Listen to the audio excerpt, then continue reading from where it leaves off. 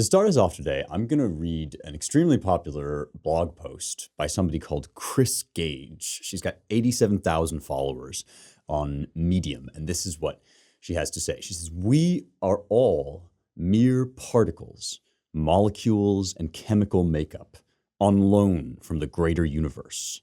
We get distracted, we forget, we get caught up in the potato sack costume that we wear day to day, which is our ego.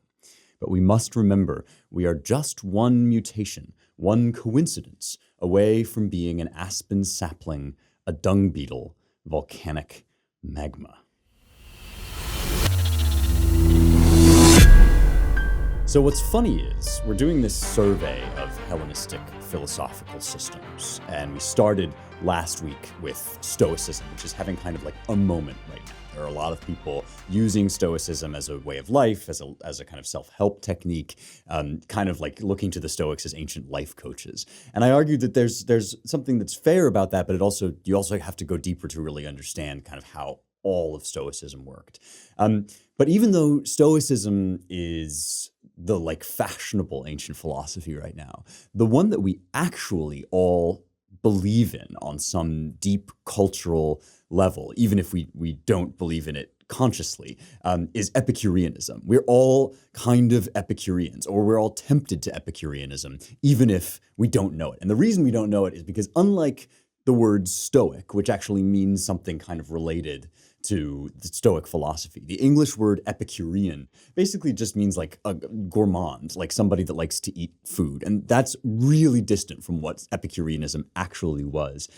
It was the major rival to Stoicism as a life philosophy, as a governing view of the universe during this period after the death of Alexander in 323, and leading up to we're always working here up to the confrontation of these philosophies with Christianity and with St. Paul.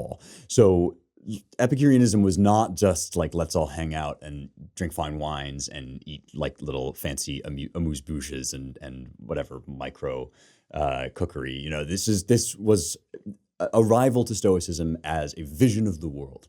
And in order to kind of get back to it, we have to again return to our old pal Diogenes Laertius and some of the records that come down to us. Again, you know, by report, secondhand in many cases, although we do have some writing that seems to be genuine from Epicurus himself. But the major point that I want to make here is that we've become Epicureans again because the sort of underlying philosophy of Epicureanism is materialism, and this idea that we're all just atoms bouncing off of each other, which is what that sort of like pop philosophy, like dorm room, smoking a blunt kind of philosophy, right? That sort of idea that people just have as a knee-jerk reaction is Epicurean. And it even dates sort of back earlier in ancient philosophy to these guys Democritus and Leucippus, who have this idea that, you know, the smallest indivisible particle of physical life is kind of all that there is, these atoms bouncing off of each other, and the ways that they react against each other configures the whole universe. There's nothing else. When we die, that's it. And in the wake of the scientific revolution, so, you know, after Francis Bacon and then subsequently, you know, after the Enlightenment and all of the incredible advancements of people like Newton, and then after him Einstein, right, who basically did what they did by looking at the material world, by looking at the way atoms bounce off each other and planets spin and things collide and forces move, right? All of these guys, even if some of them, you know, Bacon, for example, was openly religious. Newton was kind of unorthodox Christian, but he was a Christian, or called himself that.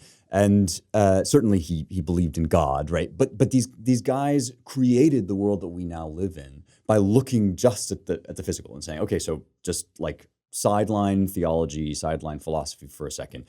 Let's talk about the physical world. And that was so successful that it turned into this kind of Epicurean materialism, where we're back to this very ancient way of looking at things in which, you know, basically we'll get into God and Epicureanism in a bit, but basically we're just atoms. That's what our life is, and that's how it works. I don't want to mock this, even though it's obviously a philosophy I reject. I want to take it seriously as a way that the world could have looked to you at this point in time, just like now, you know, the world could look this way to you. I think I probably have listeners and viewers who are sympathetic to materialism and sort of think, well, science has, debunked God.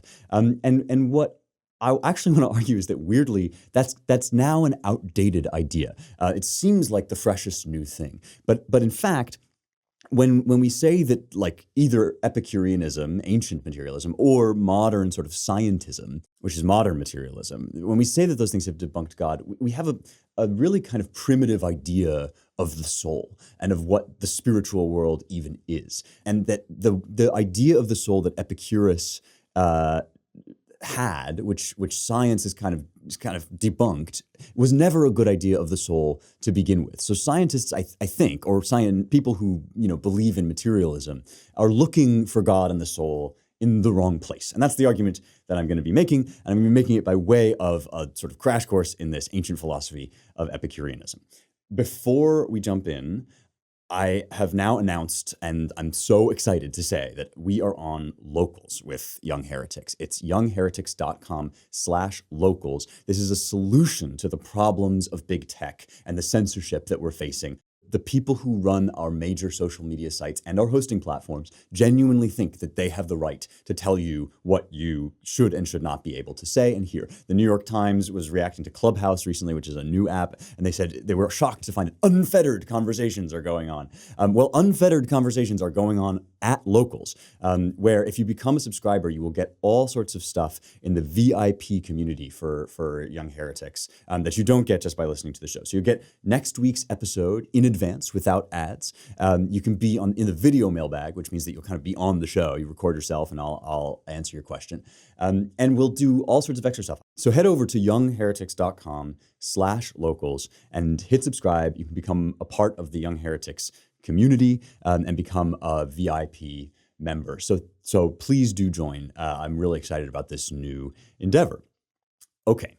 Epicurus himself was a funny guy. And remember, I'm talking here about these philosophers as people because I think that these philosophies get abstracted out of reality sometimes. And I want to bring them back to like actual ways of life that people adopted in a particular time and place. Epicurus, 341 to 270 BC. And by some accounts, pretty good dude. By other accounts, not so much. So his detractors and the people who wrote the least flattering portraits of him basically portrayed him as an Epicurean in the most excessive modern sense, as indulging in all these sexual pleasures and all these like just overeating and basically carousing and not caring about virtue and the good. And we're going to get into ways in which his ethical philosophy was pretty radical and daring. But there are also favorable accounts of him, including that of Diogenes Laertius. So Diogenes himself, we don't know this. Like I said, we don't know much about this fellow Diogenes who compiles all of these testimonies from the different philosophical systems. But it's been speculated that he may himself have been an Epicurean, in part because his 10th book contains some of the longest excerpts from original sources. So it's got 3 big letters from Epicurus, which kind of outline in miniature his whole philosophical theory. Let's read first Diogenes on the reputation and the actual character of Epicurus, the founder of this school of philosophy. Okay, so these first are the negative reports. Diogenes writes, Timocrates, the brother of Metrodorus, who studied with Epicurus and then left his school, says in his work Festivities that Epicurus vomited twice a day from overindulgence, and relates that he himself had difficulty extricating himself from those nocturnal philosophy seminars and that gathering of the mysteries. He adds that Epicurus was unacquainted with reasoning and knew even less of life, that his body was in a sorry state, since for many years he had been unable to rise from his litter, that he spent a mina a day on his table, as he himself says in his letter to Leontion, and in the one he wrote to the philosophers at Mytilene, and that other courtesans consorted both with him and with Metrodorus, including Mamarion, Hedia, Erotion, and Nikidion. So these are salacious rumors about Epicurus' relationships with various courtesans, and naming names too, right? So this is like a People magazine. This is like a super gossipy cast of characters who are all like backbiting and talking about one another. Here are Timocrates' own words. He too, when laboring with an idea, this is Epicurus, had the sophist's long-winded boastfulness, like many other slaves. So you get a sense, right, for the personal nature of these philosophical debates. And in fact, if you actually go onto a modern college campus, you'll find that philosophical debates do get very personal. People backbite and have all kinds of drama in these small communities.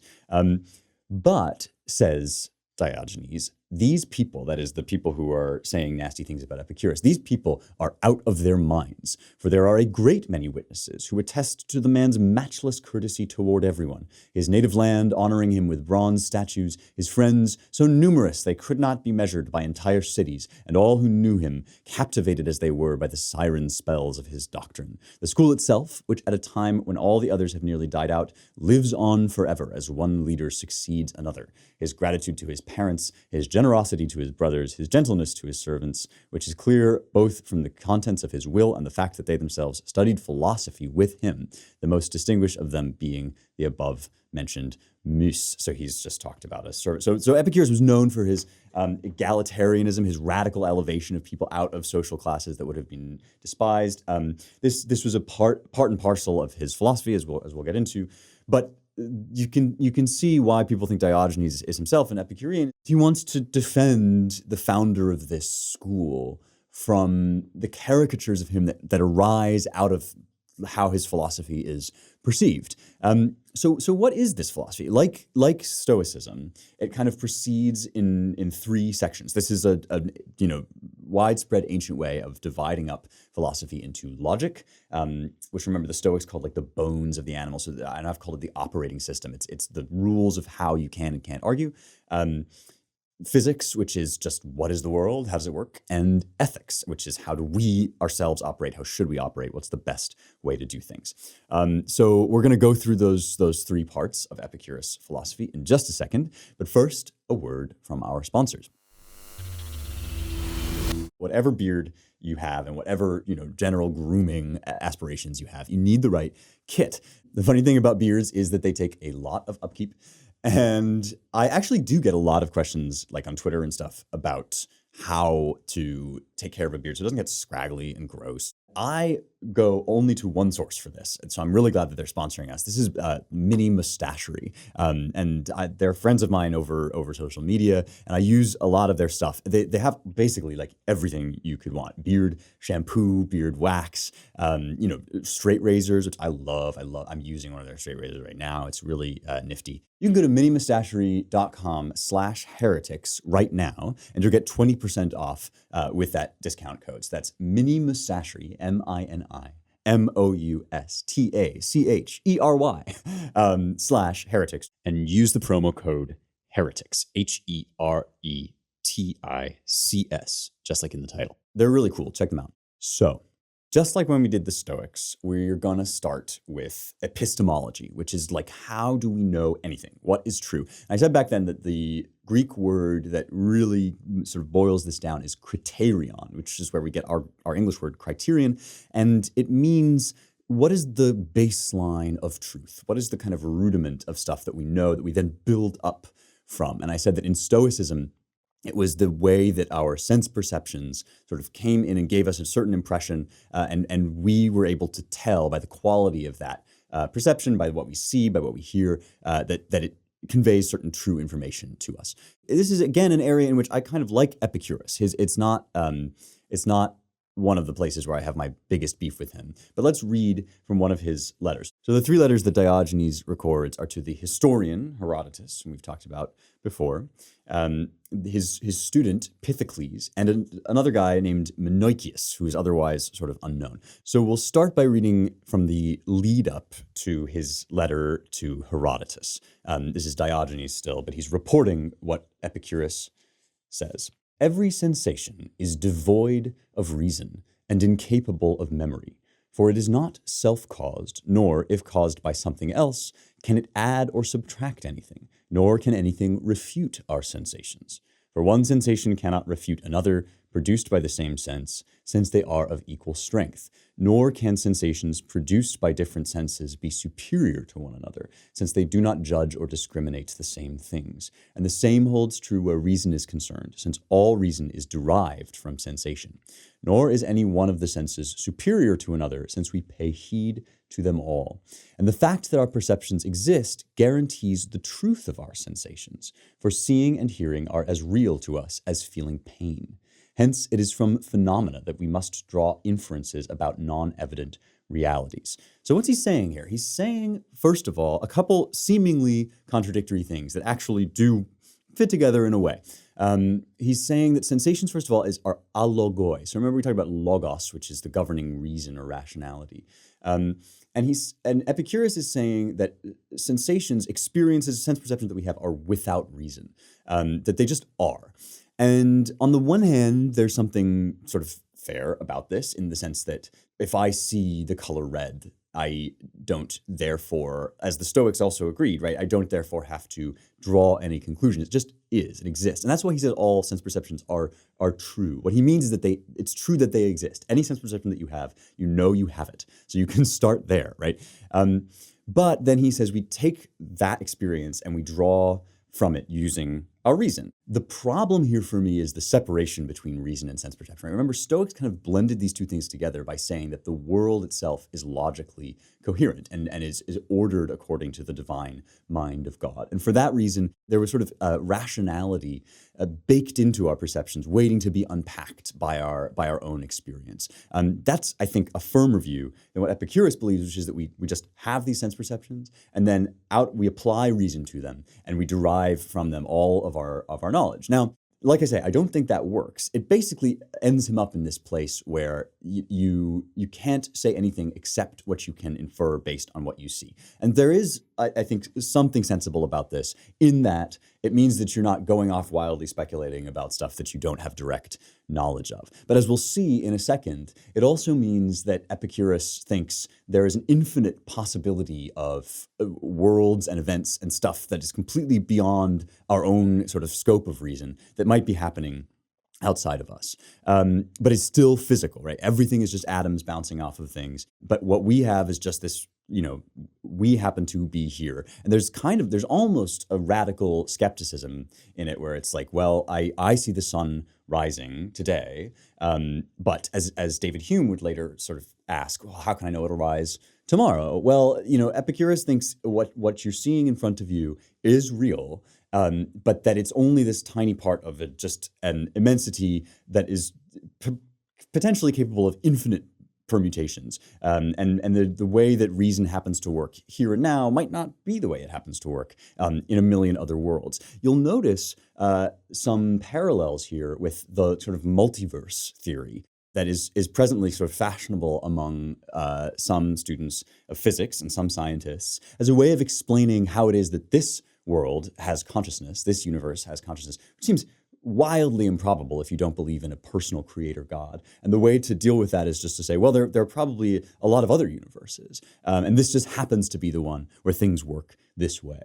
Like I say, like I keep stressing, all of these things are intertwined and interrelated because the way that you look at the world and what you believe about reason comes also from what you believe about reality beyond your experience. So we're going to get now to physics in Epicureanism and why Epicurus' atomism, his materialism, his belief in atoms, leads him to believe in these multiple worlds in this kind of infinite space of possibilities where all we know is what we see in front of us and we can infer from that.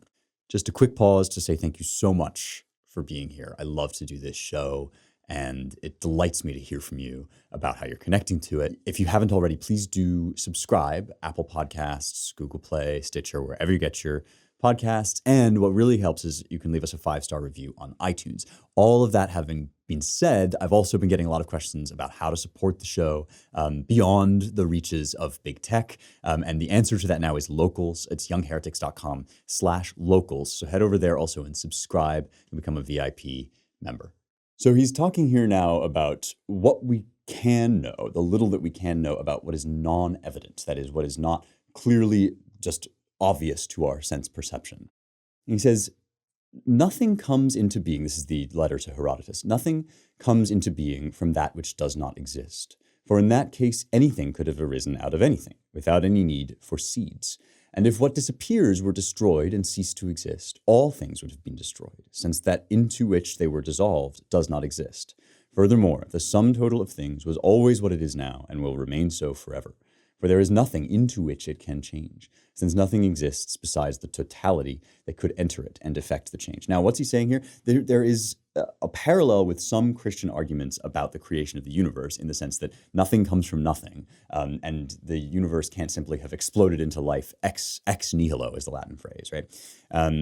But instead of this sort of personal creator God, Epicurus is basically positing this infinitude of existence, that everything exists always and just gets reconfigured into different forms. Remember the blog post I read at the beginning, right? We're all just atoms. We could be a tree. We are a person, but later we'll be dirt. Like this is this sort of view of things, which again, very, very popular these days. So furthermore, says Epicurus, the whole of being is made up of bodies and void. As to bodies, sensation itself in all cases confirms their existence, and it is on sensation that reason must rely when it infers the non-evident from the evidence, right? So you're looking at what's around you, you're making inferences, and that's all you can say with any confidence. And if what we call void and space and intangible nature did not exist, bodies would have nothing in which to be and through which to move, as in fact they are seen to move. Apart from void and bodies, there is nothing that we are able, whether by apprehension or something analogous to it, to conceive of as existing, when they are grasped as whole natures and not as the concomitants or accidents of such entities. Now, it needs a little bit of explaining here how radical he's being. So thinking way back here to Heraclitus and Socrates and Plato, there is this tradition in Greek philosophy, and it even sort of predates Socrates in the form of Parmenides, who is represented as having taught Socrates. There is an effort in Greek philosophy to say that certain things are eternal and stable, and those things don't depend on any one individual decaying thing in the material world. So, for example, right, there's such a thing as a person. And even though I am a person, one day, I will decompose. I will die and go into the dust. But there will still be such a thing as a person, because that type, that existing thing remains. And there are, everybody is recognizable as a person the moment you meet him. So there's a kind of a common thread there. Same thing with things like beauty, right? Which in all these different things, in sunsets, in people, in horses, right? But we are trying in much of Greek philosophy to assert that those things endure. For Epicurus, only what is currently embodied exists. And so if right now all humans died, then there would be no such thing as a person. There would just be the whatever new configuration of atoms there is. So there is a certain randomness to this, even though Epicurus does believe there are certain rules about how atoms collide with one another. What he does not believe is that the things that feel essential to us are necessarily essential in the grand scheme of the universe. And this is a reason, for example, why he places the gods completely outside the sphere of human endeavor. They would never, he thinks, meddle in human affairs, because they have this sort of eternal nature that's not related to ours. We are subject to pain and change and decay. The gods are blessed. They don't interact with us. And so this is probably the most radical difference between Epicurean and Stoicism, as well as between Epicureanism and Christianity, right?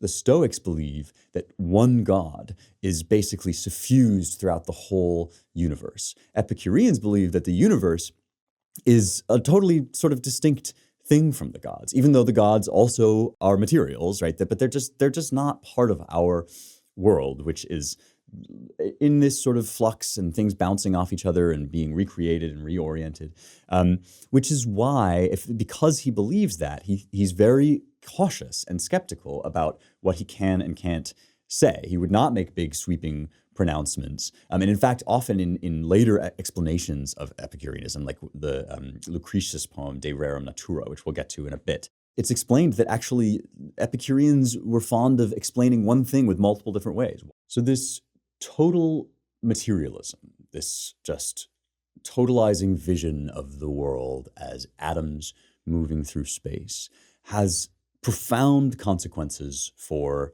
really everything, but especially the soul, which will lead us on to ethics. Okay, so let's just read briefly what Epicurus believes about the soul and what that means for how humans behave and should behave. So we're still in the letter to Herodotus here. He says, "We must also consider this, that the term incorporeal, that is beyond body or not body, according to the most widespread usage, is applied to what be conceived of as self-existent. But it is not possible to regard anything incorporeal as self-existent except the void. And the void can neither act nor be acted upon. This is just the empty space in which atoms move, right? It merely allows bodies to move through it. Accordingly, those who say that the soul is incorporeal talk nonsense. For if it were incorporeal, it could neither act nor be acted upon. But as it happens, both of these properties are distinctly grasped as accidents, that is, sort of properties of the soul.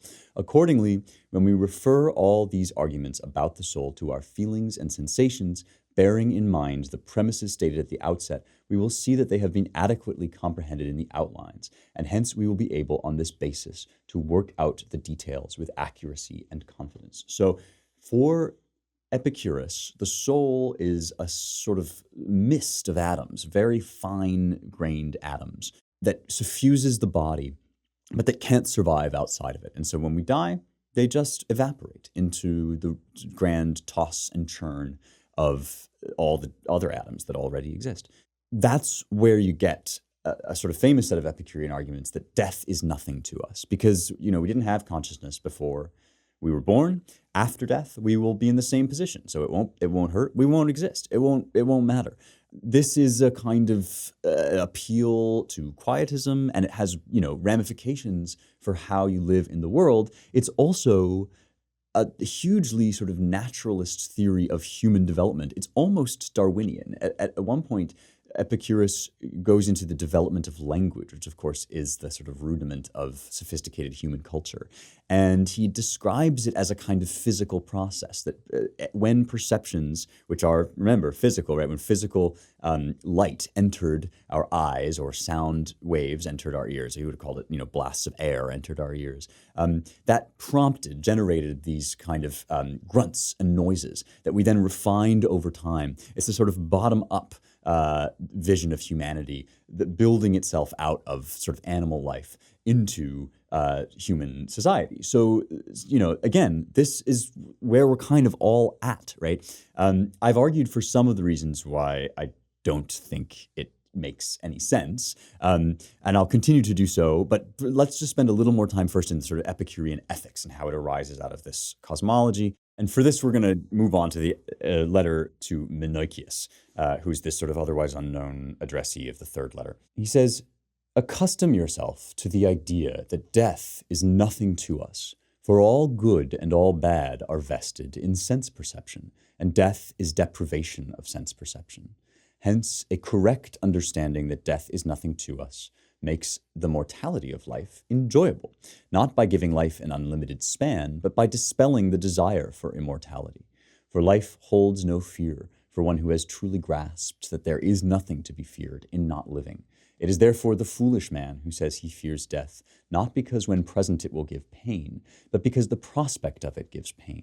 For anything that does not cause annoyance when it is present occasions a groundless pain when it is anticipated. Therefore death, the most horrible of evils, is nothing to us, since when we exist, death is not present, and when death is present, we do not exist."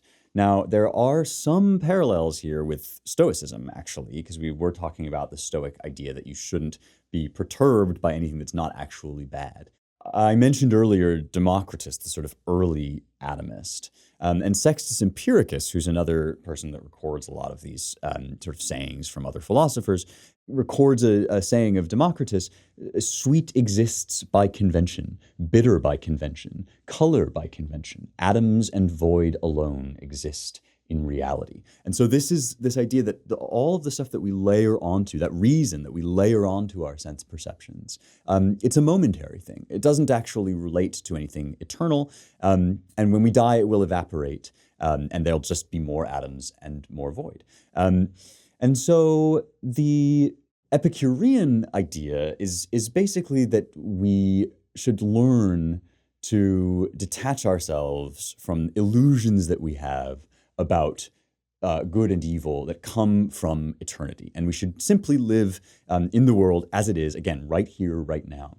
This is where you get these ideas of indulgence that are associated with Epicureanism, even though in point of fact, what he's actually going for, what Epicurus is actually going for is the Greek thing called hedone. And this is distinguished from terpsis, which is just sort of irrational, just any physical pleasure. Hedone is cultivated pleasure, which can include delayed gratification and avoids things like overindulgence because it knows that, rationally we know that overindulgence reduces our pleasure in the long run. But Epicurus does think, and this is where he differs radically also from Aristotle, right? He thinks that virtue is good because it conduces to pleasure, not the other way around. So when we talked about the Nicomachean Ethics, I said that one way that we know the goodness of virtue is because it brings this kind of satisfaction with it. But that's because virtue itself is good, and pleasure or satisfaction is kind of our guide, our antenna that we have for picking up good things. And that antenna gets bent and twisted, and we have all sorts of misperceptions. But the goodness of virtue doesn't change, even though we have to cultivate our pleasures toward it. The opposite is true for Epicurus. He wants to derive all the virtues, essentially from this kind of temperate life, which involves the reduction of pain and the freeing of the mind from cares. Now, this is where, on the one hand, you can certainly see an Epicurean living a very sort of respectable and pleasant life, as Diogenes argues Epicurus himself did. And there are indications that the garden itself was a place of Epicurus' garden, which he cultivated with his friends. Right, it was a place of delight and friendship, and not just of senseless indulgence. That's not the problem here. The problem is that Epicurus, in the same way that the Stoics wanted to retain responsibility even though they were determinists, even though they believed in fate, right? Epicurus wants to retain conventional virtues, to argue for virtues by deriving them from pleasure without any reference to the inherent goodness of the virtues themselves. Just a brief word on the actual sort of mechanism of choice here. It's a little bit blurry how in a world of atoms bouncing sort of mechanically off each other, we can have responsibility and choice. Lucretius, at least, who again, as I said, is a poet who sort of explains Epicureanism and his on the nature of things. Lucretius indicates, and there are a few other sources that do, that what happens is there's this kind of random swerve in the motion of atoms. Otherwise, if we're just atoms and void, all the atoms would just fall downward forever. But instead, there are random moments where just sort of an unexpected motion occurs. And that is where, at the macro level, that's where our choices happen. People have puzzled forever over what the mechanism of this was supposed to be, but suffice it to say that Epicurus does believe there's a certain element of randomness in the world that allows us to make choices. But the choices that we make are evaluated ultimately on how well they conduce to pleasure. This is, happiness, which is understood as and marked by the absence of pain, is kind of the goal of our life. Why doesn't this work? Well, there are two reasons. One is that the actual reality of virtue is bigger than that which conduces to the pleasurable life. And we, again, as with Stoicism, I'm going to say here that it does not actually ultimately conform to our experience, which is that things like self-sacrifice are virtuous. When you see a soldier take a bullet for his friend, we know that that's not going to make him happier in the Epicurean sense. It's not going to remove pain. And yet we know that it is virtue and it is good. And the reason why I think Epicureanism can't quite recognize the good of that is because it is not a material good. And so now I'm getting into this sort of question, right? Where, if the soul isn't in the body, where is it? And you either have to say that it exists in the sort of structure of our actions. It exists, that our soul animates our body, even though it is not any physical part of our body. It's the fact of us having life. It's the fact of, the way that the world is rationally structured. Or if you don't believe that, you have to give up all of the virtues that don't come purely from our body. It was never a good idea to say that the soul was a fine mist throughout the body. And ancient people, like Aristotle, for example, right, knew that that wasn't true. We've talked already about how Aristotle believed something much more like what I'm saying, that the soul is encoded into the body. It's how we live. It's not, and it's that we live, but it's not, the flesh that lives in us.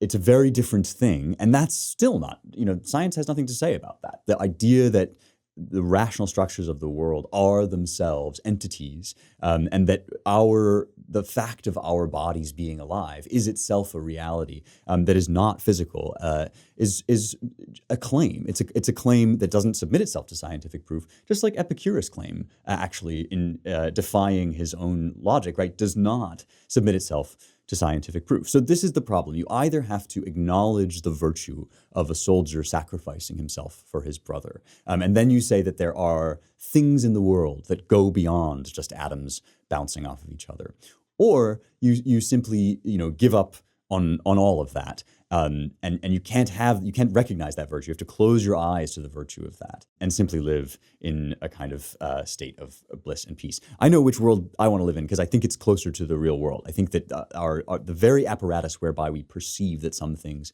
are good, as everybody does, including Epicurus, tells us that there are goods which go beyond our physical well-being, or even our sort of mental peace and quiet. I'm going to read again now from Chesterton's Orthodoxy, which is sort of one of his great works from 1908, which sort of gets at the root of why this argument doesn't quite hold together. The purely materialist argument doesn't quite hold together. The problem is that there's nothing in nature that actually does suggest and generate the full panoply of human virtues. There are some things which you could tell a Darwinist story about, right? That we, for example, stick by one another because it was good for our survival in packs. But there are other things that you can't tell that story about. And at a deeper level, if all there is atoms bouncing off of each other, then there's nowhere to get your ideas of good and evil from. They're not inherent in atoms. We bring those. And either those things that we bring are momentary illusions, or they are something real in the same way that chairs and tables are real, even though we perceive them with different faculties. So here's Chesterton. He says, obviously, it will not do to take our ideal, that is our standard of the good, from the principle in nature, for the simple reason that, except for some human or divine theory, there is no principle in nature. For instance, the cheap anti-democrat of today will tell you solemnly that there is no equality in nature. He is right, but he does not see the logical addendum. There is no equality in nature. Also, there is no inequality in nature. Inequality, as much as equality, implies a standard of value. To read aristocracy into the anarchy of animals is just as sentimental as to read democracy into it. Both aristocracy and democracy are human ideals, the one saying that all men are valuable, the other that some men are more valuable. But nature does not say that cats are more valuable than mice. Nature makes no remark on the subject. She does not even say that the cat is enviable or the mouse pitiable. We think the cat superior because we have, or most of us have, a particular philosophy to the effect that life is better than death. But if the mouse were a German pessimist mouse, he might not think that the cat had beaten him after all. He might think he had beaten the cat by getting to the grave first, or he might feel that he had actually inflicted frightful punishment on the cat by keeping him alive. This is, it's expressed kind of tongue-in-cheek, but it's actually a very powerful argument. And it, to me, ultimately defeats the Epicurean idea that you can have a good, virtuous life and also be a consistent materialist.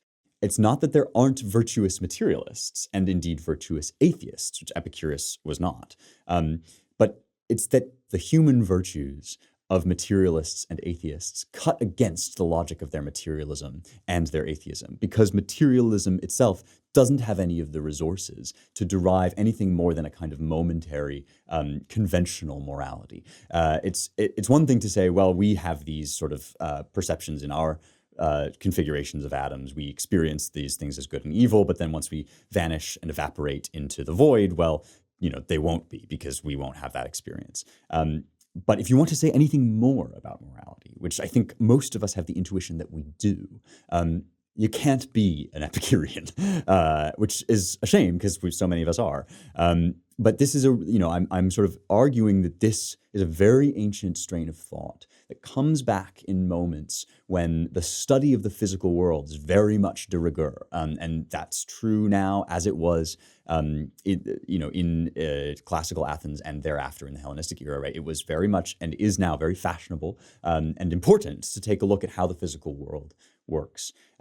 But if you think that by doing that you've debunked the soul or God, then you're looking in entirely the wrong place for God or the soul, as Aristotle already knew, right? At the very least, you have to engage with the fact that your idea that there's nothing beyond the material is a leap of faith, just like my idea that there inheres in material something beyond it, something spiritual, is also a thing that I posit on the basis of my experience of the world. All right. That's Epicureanism. We're going to now return to Stoicism as we talk about its influence on Rome. But before we do that, I will sign off with the mailbag. So mailbag questions come to me often on Twitter, but as I've said now, there are other ways to do it, and especially now there's locals.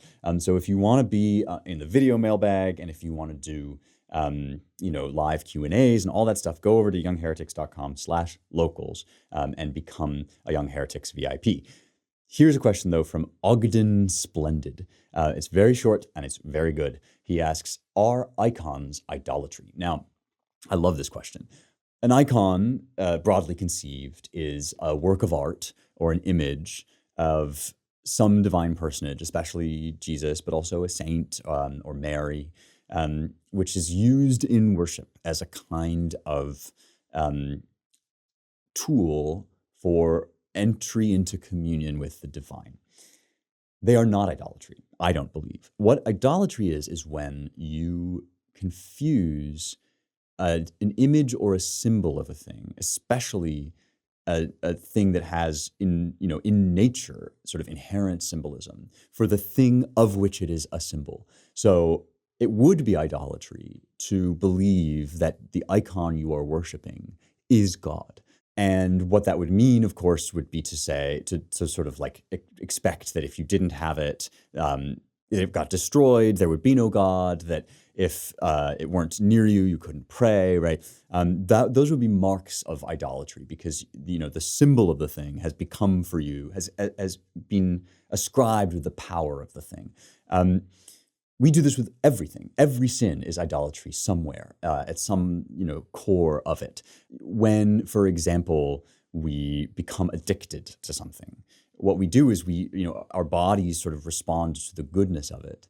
And what we should do is then sort of turn upward to the essence of goodness and the giver of goodness, who is God. And that God, the same God who gives us the wine or the bread or whatever it is that we are enjoying, will also give us a love of moderation, will give us prudence, will give us the judgment of when to stop and the willpower to do so. If we turn upward to him. We don't, because the human heart is a factory of idols. And so instead, we kind of associate the thing which contains goodness with the goodness itself, and that destroys it, because we then just overconsume and it comes to give us pain, but we can't stop and all this stuff. Idolatry of the real sort of, Israelite type that is recorded and warned against in the Hebrew Bible over and over again, is doing that with an image either of some other god or even indeed of the true God. But we cannot escape, even those of us who think that we worship without icons, cannot escape some mediation between us and God, who is infinitely beyond our sight and hearing. We just are embodied souls. And so either by kneeling or by, singing a song with our voices, and saying words and using metaphors like, our God is the Lion of Judah, right? We have to kind of use these pictures. It's what Paul called seeing through a glass darkly. And so for some people, it's very powerful and conveys some real goodness of the divine, to worship at an icon. And people who do this, especially Eastern Orthodox religionists, some of them are hugely sophisticated. I have colleagues and friends who know exactly what an icon is and have no misconceptions about it as being actually God. And so I think that what is really kind of a Protestant critique of all images is misguided. And when Protestant fervor for organic relationship with God, which is a good thing, right? It is a good thing for Protestants to say that we want to have a direct connection with God and not to be beholden to rules or to idols, right? When that spills over into iconoclasm, it defeats itself, because all religion happens in some kind of physicalized way with some kind of set of symbols and words and ideas. And no matter how pure you try to make that, it will always be physical. So no, icons are not in themselves idolatry, although like everything in the world, they can conduce to idolatry. Okay, this is Young Heretics. If you like this show, you will love the work that we do at the Claremont Institute, which is my employer. We put out the Claremont Review of Books, which is a literary magazine, and the American Mind, which is online. If you want to know more about us, we are a society and an institute for the defense and the recovery of the American ideals. Go to claremont.org/donate to help us out and let us know that you found Claremont through Young Heretics. All right. Thanks for listening. Thanks for watching. I will see you next week for more truth, beauty, and the stuff that matters.